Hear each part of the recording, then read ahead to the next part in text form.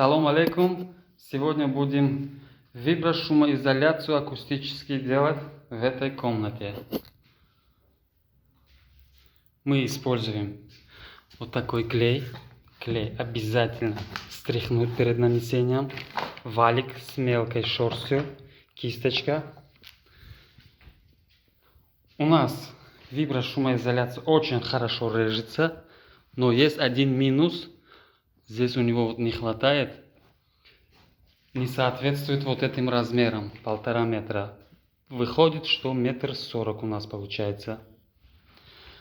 Как будем наносить, в продолжении видео я покажу.